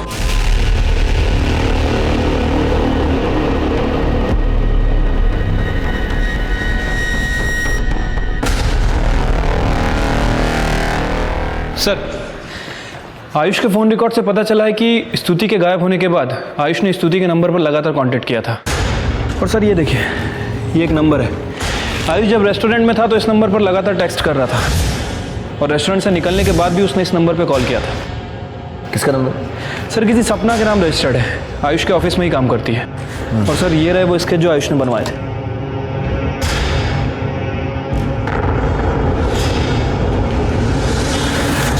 विक्रम, एक क्लू मुझे मिला। ये देखो, ये है क्राइम सीन वाली रोड का सीसीटीवी फुटेज। अब ये देखो, ये रेस्टोरेंट के बाहर का फुटेज। ये बाइक पर ये दो लोग रेस्टोरेंट के बाहर किसी का इंतजार कर रहे हैं। अभी देखो, और ये जैसे ही आयुष की गाड़ी आई दोनों निकल गए। अब ये आगे की दोनों दुकानों का फुटेज, रेस्टोरेंट के बाजू वाली दुकान का फुटेज, उसमें से ये बाइक जाती हुई दिखाई दे रही है, लेकिन दो दुकान आगे जो सीसीटीवी है उसमें नहीं दिख रही। मतलब वो बाइक इन दोनों दुकानों के बीच में कहीं पर रुकी और इसके 20 मिनट बाद ये आयुष निकला रेस्टोरेंट से, पहली दुकान के सीसीटीवी के सामने से निकला ये, लेकिन आगे वाले सीसीटीवी में नहीं है। इसका मतलब आयुष भी इन दोनों दुकानों के बीच में किसी एरिया में था जहां पर सीसीटीवी नहीं है। सर इसका मतलब ये हुआ कि ये दोनों वहां पर आयुष का इंतजार कर रहे थे। विक्रम, पता करो ये बाइक किसकी है और ये दोनों लोग कौन है। नहीं सर, ये वो लोग नहीं है। मैंने दोनों को पहले कभी नहीं देखा। ये दोनों रेस्टोरेंट के बाहर रुके हुए थे और जब आप वहां पहुंचे तो वहां से निकल गए और फिर आगे की 2-3 दुकानों के बीच में रुके हुए थे जहां पर सीसीटीवी नहीं था। फिर जब आप बातचीत करके वापस रेस्टोरेंट में गए तब ये वहां से निकल गए। सर सड़क पे बहुत से लोग होते हैं, मैंने ध्यान नहीं दिया। मुझे नहीं पता ये लोग वहाँ क्या कर रहे थे या नहीं थे, पर सर मैं इतना ज़रूर जानता हूँ कि स्तुति की किडनैपिंग में ये लोग नहीं थे। सर वो लोग 4 लोग थे, उनकी दाढ़ी थी और वो सर पर एक कपड़ा बांधा हुआ था। सर ठीक है, लेके जाओ इन्हें। किडनैपिंग के बाद आपने अपनी पत्नी के नंबर पर फोन लगाया था। सर मेरे पास और कोई चारा भी तो नहीं था। हेलो हेलो, स्तुति स्तुति स्तुति, ये बात आपने हमें पहले क्यों नहीं बताई?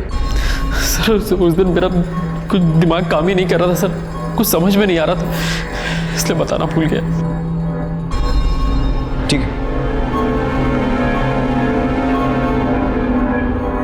विक्रम, सर उन दोनों को जाने दो और अपने आदमी लगा दो उनके पीछे 24 घंटे नजर रखने के लिए। और ये लड़की सपना, इसको थाने बुलाओ जिसे आयुष रेस्टोरेंट से मैसेज कर रहा था। Okay sir. ये सपना श्रीवास्तव यहीं काम करती है ना? जी हाँ। बुलाइए, उससे बात करनी है। सब, लेकिन वो ऑफिस अभी तक आई नहीं। सर मुझे इसके बारे में कोई आइडिया नहीं है। रिश्ता तो मैं कह नहीं सकती, पर हाँ सपना आयुष सर के ऑफिस में जब भी जाती है बहुत देर तक रुकती है। कितनी बार तो मैंने उन्हें ऑफिस से एक साथ बाहर जाते हुए भी देखा है। एक दिन तो आयुष सर सपना के क्यूबिकल में आकर उसके पास बैठ गए थे। सर आयुष के ऑफिस में पूछताछ करके पता चला है कि आयुष और सपना इन दोनों का अफेयर चल रहा था। ये देखिए सर, सपना के कॉल रिकॉर्ड्स। सर इन कॉल रिकॉर्ड्स में हमें आयुष का एक दूसरा नंबर भी मिला है। इस नंबर के बारे में आयुष ने हमें नहीं बताया था। सर सपना नहीं बल्कि और भी 2 लड़कियों के साथ उसके अफेयर थे। पिछले 1 महीनों में आयुष ने लगभग सपना को 300 कॉल किए हैं और अनीशा को लगभग 663। ये अनीशा कौन है? सर अनीशा उसकी पड़ोसी है। और सर इन दोनों के अलावा एक लड़की और भी है, कोमल। कोमल को भी वो अक्सर कॉल किया करता था।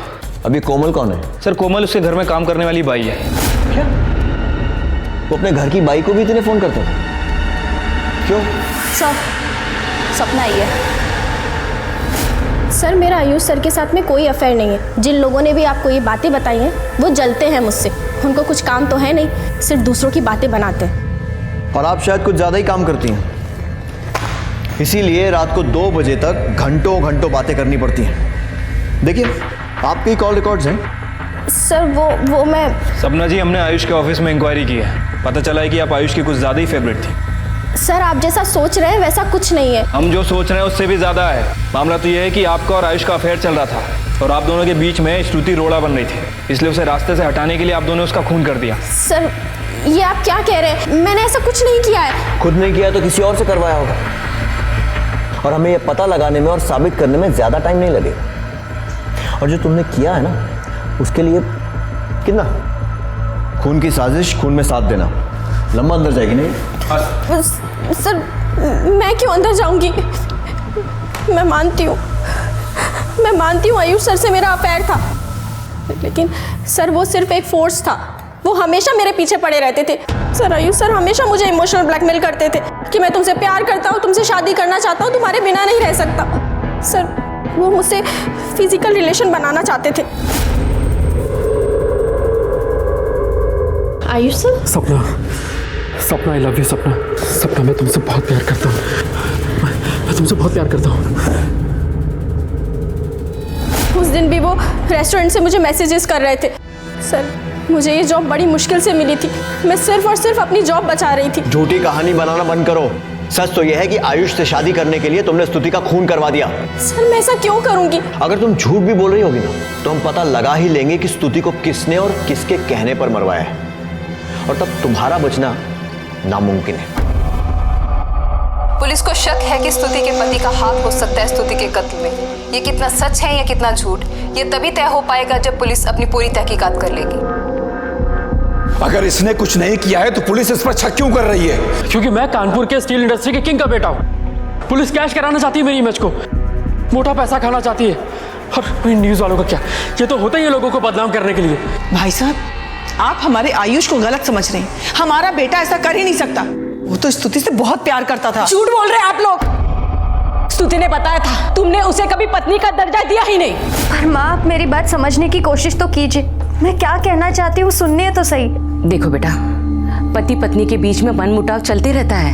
पर माँ वो मुझे पत्नी मानते ही कहाँ है। सच कहूँ तो मैं उन्हें समझने की कोशिश करके भी थक चुकी हूँ माँ। मैं कंफ्यूज हो चुकी हूँ। रेन डांस के लिए लेकर गए पर पूरा टाइम फोन पर लगे रहे, मुझसे 1 मिनट बात तक नहीं की माँ उन्होंने। माँ समझ में नहीं आता कि वो मेरे साथ रहना भी चाहते हैं या नहीं, और अगर नहीं रहना चाहते तो मुझे जिद करके अपने साथ क्यों लेकर जाते हैं घुमाने। स्तुति बगल में होने के बावजूद ये रात रात भर किसी लड़की से फोन पे बात करता था। मेरा किसी से कोई अफेयर नहीं था, मैं सिर्फ स्तुति से ही प्यार करता था।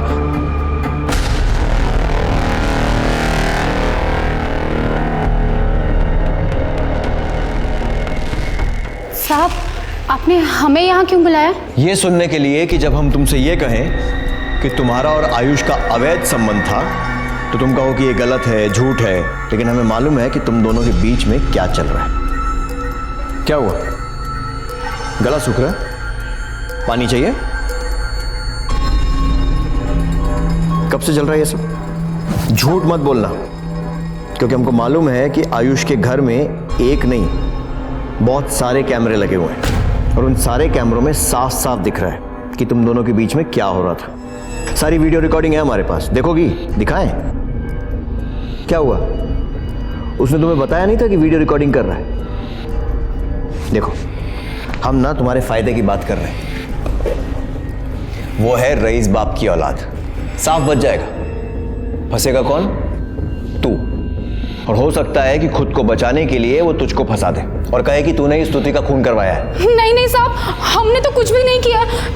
वो तो साहब खुद ही हमारे पास आते थे।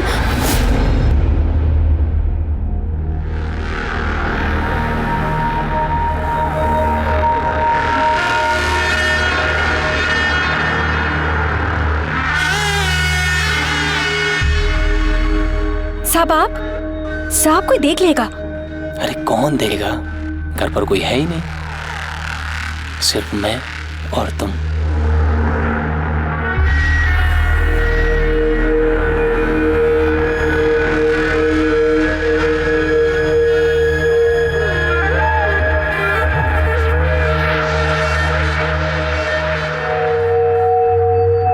हम तो मजबूर थे साहब, हमें पैसों की भी जरूरत थी, वरना हम ऐसा काम कभी ना करते। ठीक, जाओ। सर, आपने इसे झूठ क्यों कहा कि आयुष ने वीडियो रिकॉर्डिंग कर रखी है? विक्रम, कभी कभी सच उगलवाने के लिए झूठ बोलना पड़ता है, नहीं तो वो कभी नहीं मानती कि उसका और आयुष का संबंध था। ये तीसरी लड़की कौन है जिसका आयुष के साथ संबंध है? सर, अनीशा।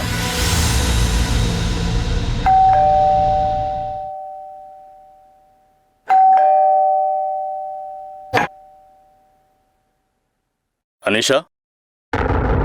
जी मैं ही हूँ। आप तो बता सकते हैं क्या बात करनी है? काफी ब्लंट है आप। चलिए, आपसे सीधे ही पूछ लेता हूँ, आपका और आयुष का क्या रिश्ता है? रिश्ता क्या है सर? वो जो बगल में बंगलो है वो आयुष का है और हम पड़ोसी हैं। ताजुब की बात है कि आप अपने पड़ोसी से घंटों बातें करती हैं, वो भी फोन पर। इतना कि एक महीने में 663 कॉल। सर वो मेरे बचपन का फ्रेंड है और आयुष मुझसे हर बात शेयर करता है। आई एम श्योर कि फ्रेंडशिप होना कोई क्राइम नहीं है, राइट? तो पहले हम ये पता लगा लेते हैं कि ये फ्रेंडशिप कैसी और कितनी गहरी है, और उसके बाद आपको क्राइम की डेफिनेशन भी दे देंगे। Okay, thank you. Thank you. हाँ बस निकल रहे हैं घर के लिए। सर ये आयुष तो काफी रंगीन मिजाज का निकला। Good night sir. Good night. 3 लड़कियों से अफेयर और घर में एक बीवी भी। सर कहीं यही तो कारण नहीं है स्तुति के मर्डर का? पासवान, 3 लड़कियों के लिए मर्डर करना थोड़ा मुश्किल लगता है। अपने अब तक के कैरियर में एक ही चीज देखी है मैंने, मर्डर कोई तभी करवाता है जब किसी एक को पाने की जिद लिए बैठा हो। तो लड़की तो कोई एक ही होनी चाहिए। हाँ, ये हो सकता है कि स्तुति को आयुष की इन रंगरलियों के बारे में पता चल गया हो, और क्योंकि आयुष अपनी लाइफस्टाइल चेंज करने के लिए तैयार नहीं था तो उसने स्तुति को ही रास्ते से हटा दिया हो। सर ये भी तो हो सकता है कि अनीशा, सपना और कोमल, इन तीनों में से किसी एक को आयुष से मोहब्बत हो गई हो, और इन तीनों में से किसी एक ने ही स्तुति को अपने रास्ते से हटाया हो। क्योंकि आयुष वैसे भी काफी मालदार पार्टी है और शादीशुदा भी है, और एक शादीशुदा आदमी से दोबारा शादी करना पॉसिबल नहीं है। जो भी है, एक बात तो पक्की है कि ये खून लूटपाट के इरादे से नहीं किया गया, और उधर आयुष को देखे तो वो हर बात में हमसे झूठ बोलता आ रहा है। तो ये भी पॉसिबिलिटी है कि वो जानबूझकर उन दोनों लोगों को नहीं पहचाना। नहीं सर, ये वो लोग नहीं है। चल सर, मैंने इन पे नजर रखी हुई थी। ये दोनों शहर छोड़ के भागने की कोशिश कर रहे थे, तो मैं इनको पकड़कर पुलिस स्टेशन ले आया।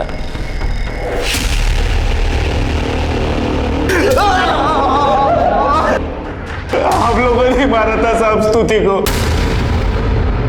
सतीश के कहने पे मारा था साहब। कौन सतीश? साहब सतीश मर्डर की सुपारी लेता है, इसकी सुपारी भी उसी को मिली थी। स्तुति को मारने के लिए ऐसे लोग चाहिए थे जिनका पहले से पुलिस में कोई रिकॉर्ड ना हो, इसलिए हमको बोला था मारने के लिए। साहब हमें बहुत पैसे बोला था साहब, सारी जिंदगी एड़ी रगड़ते तो भी नहीं कमा पाते। जब स्तुति का मर्डर किया सतीश तुम्हारे साथ था? नहीं साहब, नहीं था। हथियार कहाँ से मिले? साहब हथियार तो हमें सतीश नहीं दिए थे, उसने वो चाकू वो सुपारी देने वाले आदमी के साथ घंटा घर चौक की दुकान से खरीदा था साहब।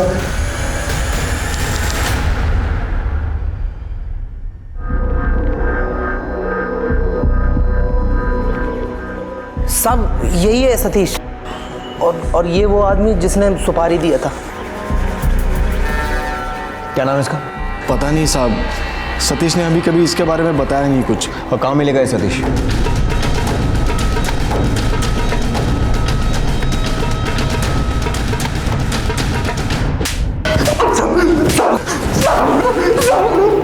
देख, मोनू और बीनू ने सब कुछ उगल दिया है। उन्होंने बता दिया है कि तूने ही उन दोनों को किसी आदमी से मिलवाया था जिसने स्तुति की मर्डर की सुपारी दी थी।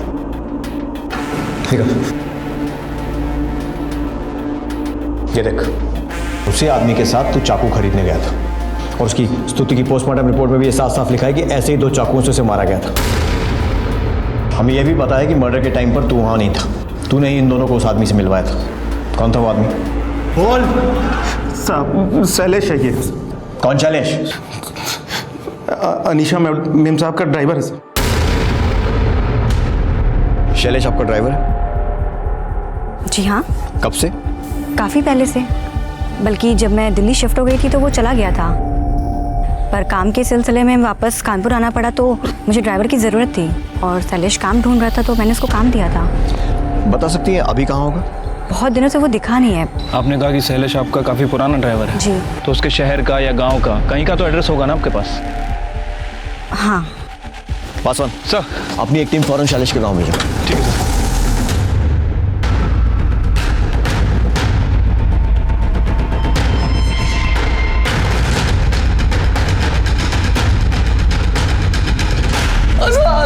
गरीब आदमी हूँ साहब, मेहनत करके कमाने वाला हूँ, ऐसा कभी सोच भी नहीं सकता हूँ साहब। मेहनत तो देख ली तेरी, बहुत कोशिश की ना भागने की, लेकिन पकड़ा गया। और गरीबी भी देख ली, इतना सारा सामान एक साथ घर में, बीवी के लिए मोबाइल फोन, बच्चों के लिए कपड़े खिलौने, सारे गरीब आदमी ऐसी खरीदारी करते हैं। बोल कहाँ से आया इतना पैसा?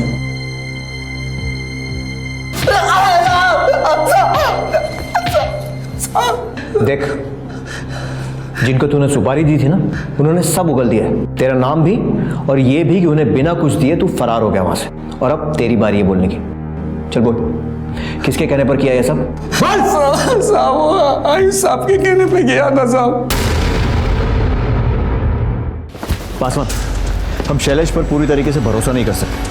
हो सकता है उसका इरादा लूटपाट का ही हो, लेकिन फंस जाने पर आयुष का नाम लगा रहा हो, क्योंकि उसे आयुष और अनीशा के संबंध के बारे में सब कुछ मालूम था। ऐसा करो, इसकी कॉल रिकॉर्ड निकलवाओ और आस पड़ोस में पूछताछ करके पता करो कि ये आयुष और अनीशा की लव स्टोरी कितनी चर्चे में थी।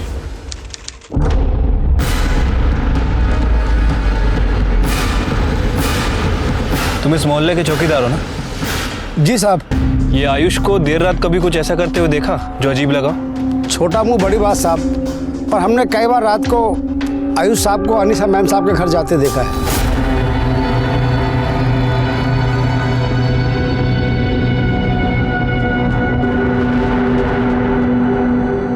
आयुष साहब रोज रात को 1 बजे के करीब अनीशा मैम साहब के घर जाते थे और सुबह 4 बजे अंधेरे में ही अपने घर लौट आते थे।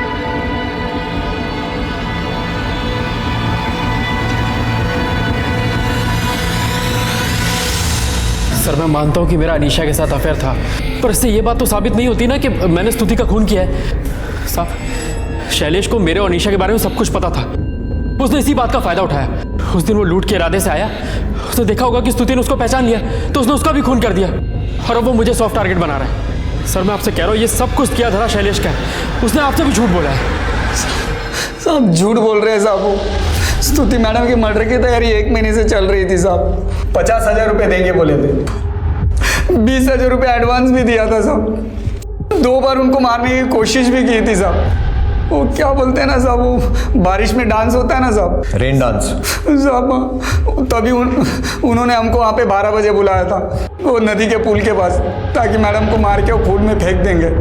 लेकिन साहब पुलिस उस दिन 10 बजे आकर ही बंद कर दी साहब, इसलिए साहब को मैडम को लेके जाना पड़ा साहब। और दूसरी बात, साहब मैडम को फिल्म दिखाने ले गए थे, हम उनको मारने ही वाले थे कि उनको घर से फ़ोन आ गया साहब, इसलिए मैडम को लेके जाना पड़ा और इस एतवार को उनका काम हो गया साहब। आयुष को स्तुति को मारने की इतनी जल्दी क्यों थी?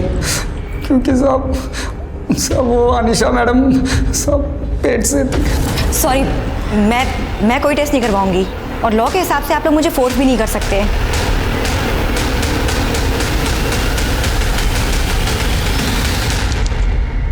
आयुष क्या ये सच है कि अनीशा प्रेग्नेंट है और आप उसके बच्चे के बाप है? बकवास है ये।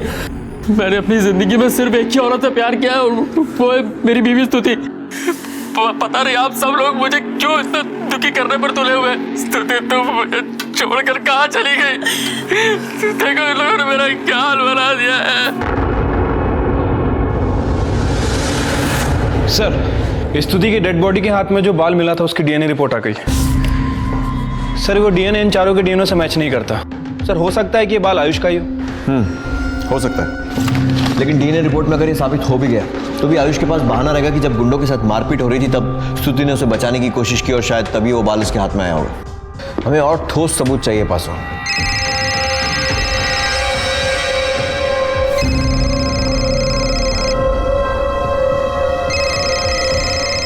जब बड़े लोग फंसते हैं ना तो उन्हें बचाने के लिए और बड़ी बड़ी पहुंचे लगाई जाती हैं। क्या इसे छोड़ो, आयुष को जरा थाने लेकर आओ। Okay sir.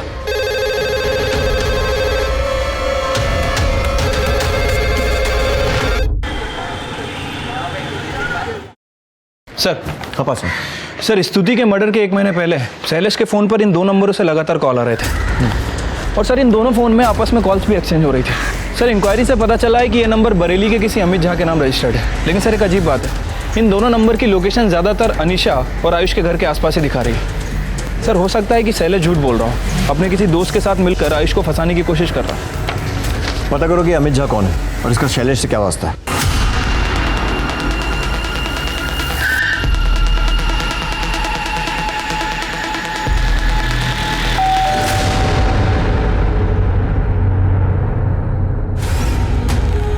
अमित झा आप ही हैं? जी हाँ, मैं अमित झा हूँ। ये दोनों आपके नंबर है? पिछले कई दिनों से कानपुर में एक्टिव है। सर मैं कभी कानपुर गया ही नहीं, और रही बात नंबर की तो ये दोनों नंबर मेरे नहीं है। मैं आपको अपना नंबर बताता हूँ, चाहे तो आप चेक कर लीजिए। हमने सोचा था हमारी बेटी बहुत खुशनसीब है, इतने बड़े घर में जो जा रही है, पर उस घर में उसे एक पल की खुशी तक नसीब नहीं हुई। आयुष उससे कभी प्यार से बात तक नहीं करता था। स्तुति ने मुझे ये बात फोन पे बताई थी कि आयुष का किसी के साथ अफेयर चल रहा है। जब वो लोग दोनों हनीमून के लिए गए थे, उसके अगले दिन ही उसे ये बात पता चल गई थी, क्योंकि आयुष हमेशा फोन पे बिजी रहता था और मेरी बेटी रात भर रोती थी। आयुष उसके बगल में जाता था पर कभी ये नहीं पूछता था कि क्यों रो रही हो तुम। ये बात मेरी बेटी ने कभी किसी को नहीं बताई। वो अपना सारा दुख अपनी एक डायरी में लिखती थी।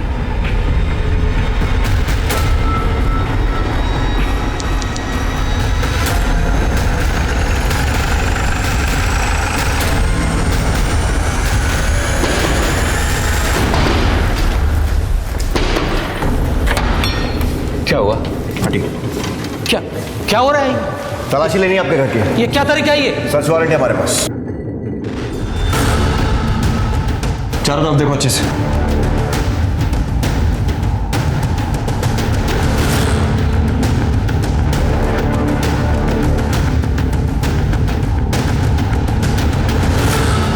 सर, ये डायरी मिली है।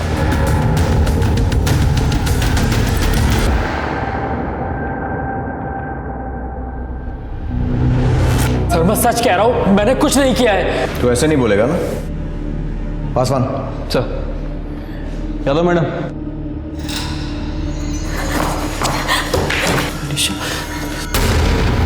तेरे खिलाफ हमारे पास एक नहीं बहुत सारे सबूत हैं। शैलेश से कत्ल का हथियार बरामद हो चुका है। वो 5 सिम जिनसे तुम बात करते थे और मर्डर की प्लानिंग कर रहे थे, उसकी सारी डिटेल्स भी हमारे पास है। रेन डांस और फिल्म देखने वाले दिन भी तू स्तुति को खून करना चाहता था ना, लेकिन हो नहीं पाया। स्तुति ने अपनी डायरी में तुम दोनों के बारे में बहुत कुछ लिखा है और अपनी माँ को भी फोन करके बहुत कुछ बताया था, इसलिए अब छुपाने से कोई फायदा नहीं होगा। और तुम्हें क्या लगा ये तुमसे प्यार करता है? तुमने इसके लिए मर्डर तक प्लान कर दिया और तुम्हें यह नहीं मालूम कि इसकी लाइफ में तुम अकेली लड़की नहीं हो बल्कि हजारों लड़कियां हैं। इसके ऑफिस में काम करने वाली सपना से लेकर इसके घर में झाड़ू पोछा करने वाली कोमल तक, सबके साथ अवैध संबंध है इसके। नहीं अनीशा, ऐसा कुछ नहीं है। तुम मेरा यकीन मानो। मैं सिर्फ तुमसे प्यार करता हूँ, मेरा यकीन करो। मैं किसी और से प्यार नहीं करता।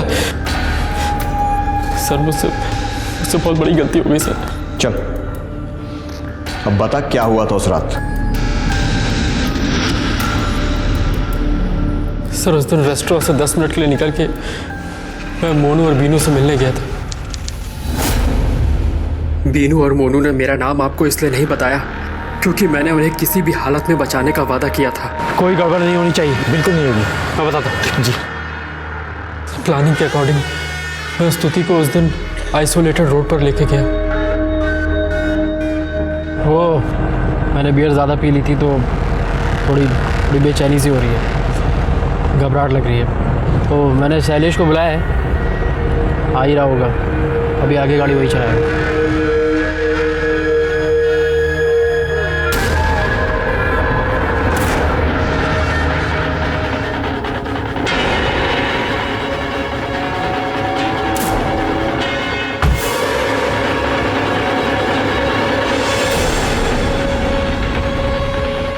आज मैं तुम्हें ऐसी ड्राइव पर भेज रहा हूँ जहाँ से तुम कभी वापस नहीं आ पाओगे। Enjoy your ride.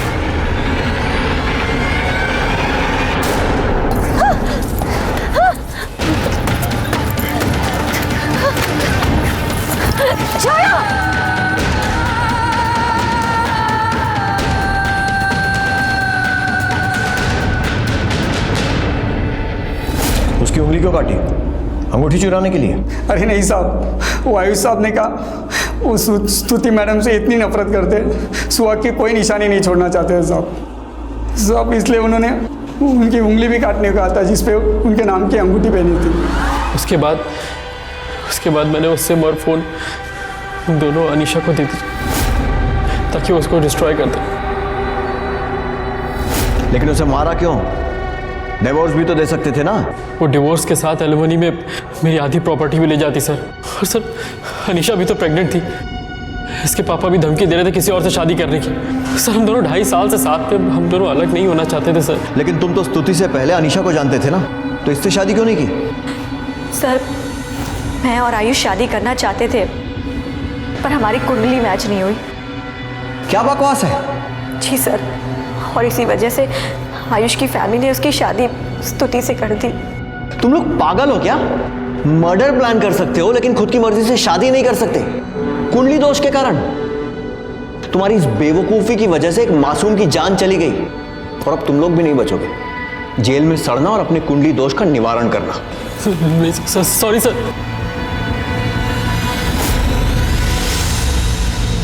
आयुष सानी को स्तुति के कत्ल की साजिश, सबूत मिटाने और अपहरण के लिए आईपीसी की धारा 356, 302, 201, 120B और धारा 34 के तहत सजा सुनाई गई और अनीशा धमीजा को कत्ल की साजिश और सबूत मिटाने के लिए आईपीसी की धारा 120B, 302 और 210 के तहत सजा सुनाई गई। शैलेश, बीनू और मोनू को अपहरण, कत्ल की साजिश और गहने चोरी करने के जुर्म में आईपीसी की धारा 364, 302, 201, 404 और 120B के तहत सजा सुनाई गई। अक्सर देखा गया है कि पैसे के नशे में मदहोश लोग जुर्म करते हैं ये सोचकर कि पैसे की चमक में उनका अपराध दिखाई नहीं देगा। इसी पैसे के नशे ने आयुष से स्तुति का कत्ल करवाया और फिर अपने आप को बचाने के लिए उसने अपने पैसे और रुतबे का पूरा इस्तेमाल किया। लेकिन वो ये भूल गया कि कानून की आंखों पर पट्टी है जो ना अमीर देखती है ना गरीब। अब मैं अनूप सोनी आपसे विदा लेता हूं, फिर मुलाकात होगी अगले एपिसोड में एक और चौंका देने वाले केस के साथ। तब तक अपना और अपने परिवार का ख्याल रखें और देखते रहें क्राइम पेट्रोल डायल 100। सबक एक को सीख हम सबको। जय हिंद। इस तरह के और भी एपिसोड देखने के लिए हमारे चैनल को सब्सक्राइब करें और बेल आइकन दबाना ना भूलें।